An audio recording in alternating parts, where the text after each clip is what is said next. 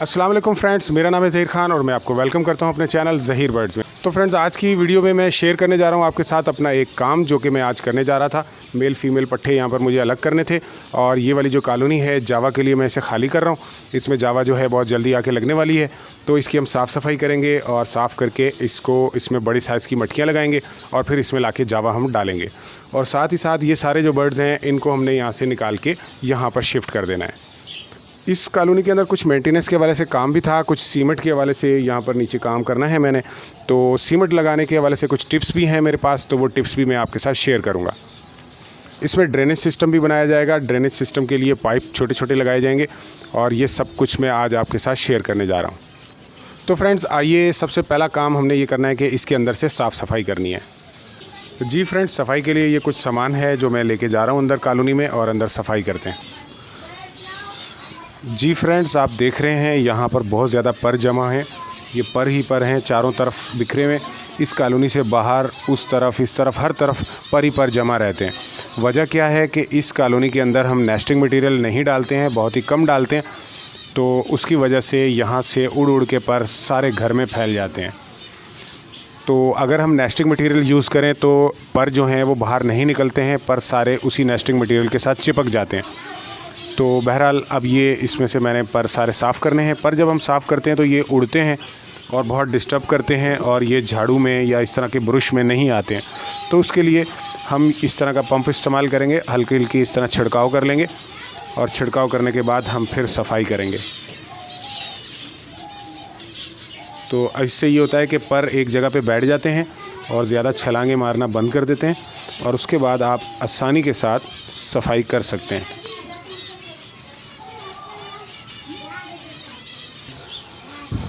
जी friends, यहाँ पर हमने सीमेंट लगाना है और ये जो पूरी की पूरी कॉलोनी है 2 इंच ज़मीन से उठी हुई है। ये आप देख रहे हैं, यहाँ एक गुटका लगा हुआ है, इसमें 2 लकड़ियाँ लगी हुई हैं, ऐसे एक बाई एक के 2 गोले यहाँ पे लगे हुए हैं और ऊपर पिंजरा हमारा जो है, केज जो है वो ऊपर बना हुआ है। तो इस तरह केज हमारा ज़मीन से 2 इंच ऊपर उठा हुआ है। तो जगह जगह इस टाइप के गुटके लगे हुए हैं जो कि मैंने सीमेंट के अंदर बंद कर दिए। तो यहाँ पर जब मैं सीमेंट लगा रहा था तो मुझे पतला पतला सीमेंट चाहिए था जो ज़्यादा मजबूत हो। तो पतले पतले सीमेंट को जब हम इसके नीचे करते हैं तो वो बह जाता है और अपनी जगह पकड़ता नहीं है। तो इसलिए मैं क्या करता हूँ कि नीचे पहले मैं एक लेयर लगा देता हूँ थोड़ी थोड़ी सी। तो आपने देखा ये काफ़ी मजबूत हो चुकी है और बहुत अच्छा ताकतवर सीमेंट इसके अंदर लग गया है, लेकिन प्रॉपर तरीके से नहीं बनी हुई है। इसके अंदर से फिंचें अंदर जा सकती हैं और बाहर भी आ सकती हैं। तो अब हम सेकेंड लेयर लगाएंगे। सेकेंड लेयर लगाने के बाद ये बिल्कुल बंद हो जाएगा, इसके अंदर आप फिंचें छोड़ सकते हैं। लेकिन उसके बावजूद एक थर्ड लेयर लगानी होती है। थर्ड लेयर के बाद ये बिल्कुल प्लेन हो जाता है, काफ़ी खूबसूरत हो जाता है।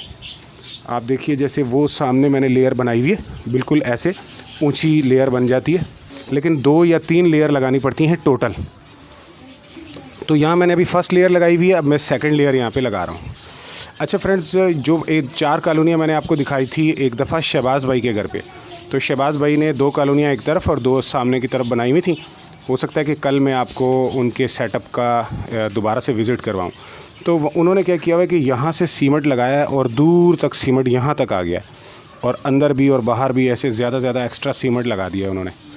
तो वो तरीका बहरहाल अपनी जगह पर ठीक है, लेकिन मुझे उस तरह पसंद नहीं आता। मैं चाहता हूँ सीमेंट सिर्फ कॉलोनियों तक महदूद रहे, कॉलोनियों से बाहर नहीं आए, ज़्यादा बाहर नहीं आए मतलब।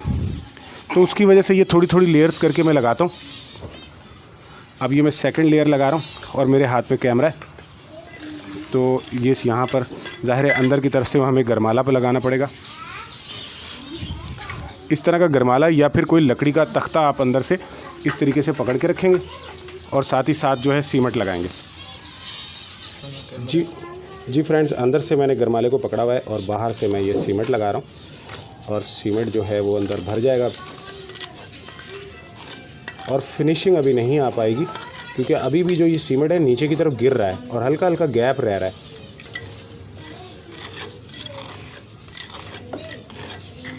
तो हम क्या करेंगे कि जब ये सूख जाएगा तो उसके बाद एक लेयर हमने और लगानी है वो जो आखिरी लेयर लगेगी उसमें हम कोशिश करेंगे कि इस लकड़ी को भी पकड़ लें।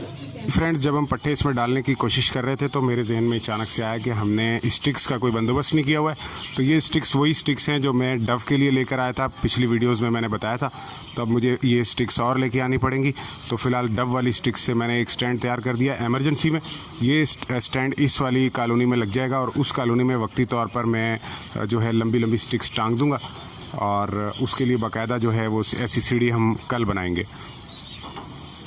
तो आइए फ्रेंड्स, हम पट्टों को पकड़ते हैं और यहाँ पर शिफ्ट करते हैं। जी फ्रेंड्स, हमने पट्टे सारे अलग कर दिए हैं और जब हम अलग कर रहे थे छोटे छोटे काम निकलना शुरू हो गए। यहाँ पर जो स्टिक लगानी थी, स्टिक लगाने में हमें परेशानी हो रही थी और ये वाली जो स्टिक है इसको बनाने में भी काफ़ी टाइम लग गया। उसके अलावा दाना पानी के लिए भी सेटिंग करनी पड़ रही थी। तो ये सारी चीज़ें करते करते काफ़ी अंधेरा हो गया है। अभी इस वक्त बर्ड्स बाहर से नज़र नहीं आ रहे हैं। कैमरा करीब करके मैं दिखाता हूँ, शायद आपको दिख जाए।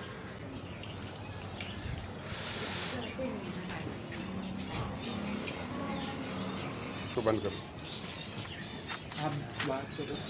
हाँ, देख रहे हैं थोड़ा। जी फ्रेंड्स, ये बर्ड्स जो हैं हमने अलग किए हैं और ये सारी की सारी फ़ीमेल्स हैं। और अलग करने से मुझे पता चला है कि कितनी फ़ीमेल्स हैं और कितने मेल हैं। अब अंदर जब ये मिक्स है तो मुझे इतना अच्छे तरीके से आइडिया नहीं हो रहा। रात का बोल देना, रात हो गई तो सही नहीं।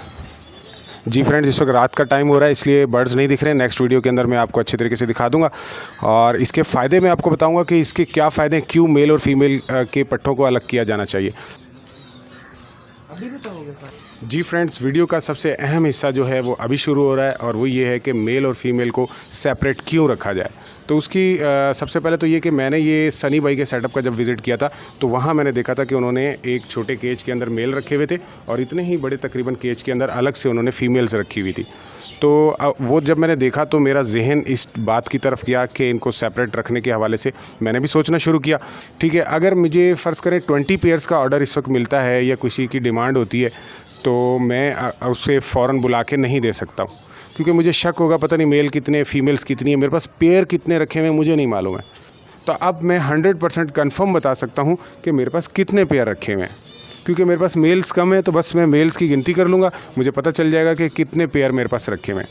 पहला फ़ायदा ये हो गया। दूसरा ये है कि अब मेल और फीमेल सेपरेट हैं तो ये बर्ड्स हेल्थी हैं, ठीक है, और ये ब्रीड के लिहाज से बहुत अच्छे रहते हैं। अगर यहाँ से कोई पेयर बना के मैंने कहीं लगाया या मैंने कुछ पेयर निकाल कर कहीं किसी के सेटअप में लगाए तो वो बहुत ज़बरदस्त फौरी तौर पे वहाँ पर ब्रीड करेंगे। इनकी हेल्थ बहुत अच्छी रहती है। तो फ्रेंड्स, सबसे इम्पॉर्टेंट पॉइंट ये है कि यहाँ पर सारे इकट्ठे लगे हुए हुआ करते थे। अगर फ़र्ज़ करो 35 पेयर्स चाहिए तो 35 मेल पकड़ने हैं और सब के अंदर से ग्रुप में से पकड़ने हैं और 35 मेल्स के साथ 35 फीमेल्स भी पकड़नी है। पकड़ते वक्त जब हम उसको फटकी में डाल रहे होते हैं तो हमें गिनती करनी पड़ती है, हमें ब्लैक कलर्स को भी देखना पड़ता है, एक ख़ास रेशो मेंटेन करके देना पड़ता है। तो उस हिसाब से मेल जो हैं ब्लैक कलर के इतने हो गए हैं और वाइट कलर के मेल इतने हो गए हैं। फिर हमें वाइट कलर की फ़ीमेल्स फिर ब्लैक कलर की फ़ीमेल्स दोनों को गिनना पड़ता है और एक बंदा बाहर बैठकर वो काउंट करता जाता है, लिखता जाता है और अंदर वाला बंदा पकड़ता जाता है और सेपरेट करता जाता है। तो अचानक बातों बातों में बीच में ध्यान हट जाता है और उस दौरान ऐसा ही होता है कि कुछ मेल ज़्यादा हो जाते हैं या फ़ीमेल ज़्यादा हो जाती हैं या फिर वो पेयर की टोटल तादाद या ज़्यादा हो जाती है या कम हो जाती है। तो फ्रेंड्स, अब यहाँ पर बहुत आसान है, 25 फ़र्ज़ करो पेयर्स पकड़ने हैं और ये कॉलोनी भी भरी हुई है और ये भी भरी हुई है। तो हम सीधा इसमें जाएंगे 25 पीसेस पकड़ लेंगे, ठीक है, और फिर इसमें जाएंगे, यहाँ से भी 25 पीसेस पकड़ लेंगे और आसानी से हम अपना जो है जिसको भी देना है हाथों हाथ देंगे। 5 मिनट में वो बंदा जो भी आया है वो अपने बर्ड्स लेके चला जाएगा। तो इस वजह से मैंने मेल फीमेल सेपरेट किए हैं। तो फ्रेंड्स, ये थी हमारी आज की वीडियो। उम्मीद है कि आपको पसंद आई होगी। लाइक करना शेयर करना मत भूलिएगा। अगर आप हमारे चैनल पर नए हैं तो सब्सक्राइब भी कर दीजिएगा। तो मिलते हैं नेक्स्ट वीडियो में, तब तक के लिए अल्लाह हाफिज़।